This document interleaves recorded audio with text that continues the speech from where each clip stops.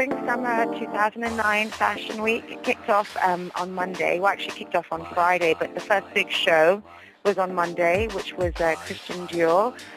You always expect something exciting and interesting from John Galliano, but in the past few seasons, you've seen a trend towards more subdued designs, a bit more commercial. Normally, he's quite wild and inventive, but this time he's changing his aesthetic to maybe be a bit more commercial and to meet demands of bigger markets such as Russia and India.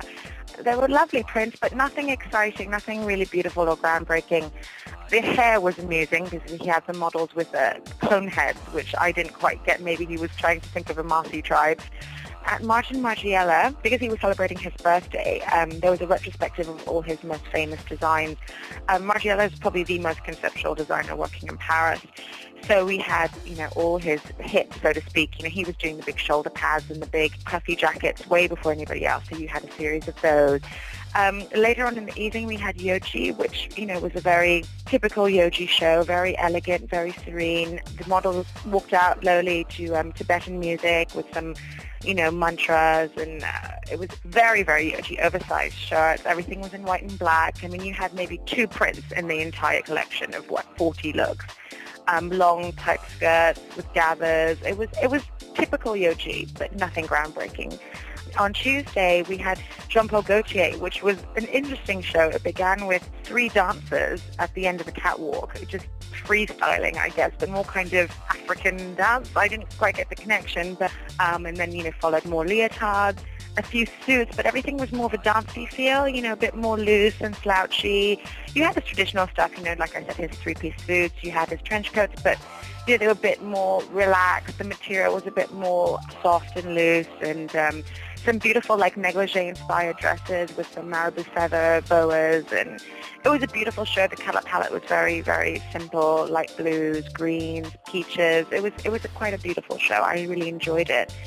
Dries van Noten kicked off yesterday. Dries is, staple here in Paris, but he's one of those designers that women love the clothes because they're so easy to wear. The past 2 seasons, we've seen him do lots and lots of colors, prints. Spring, summer last year, he did florals. Then for fall, winter, he did a more multicolored artist palette. This time was very simple, back to basics for Dries, but just put together beautifully, loose, comfortable shirts, trousers, but beautifully cut trousers. We've had this peg leg style come in, and he did those but in a thicker fabric. And then he started to incorporate checks and square patterns, lots of geometry.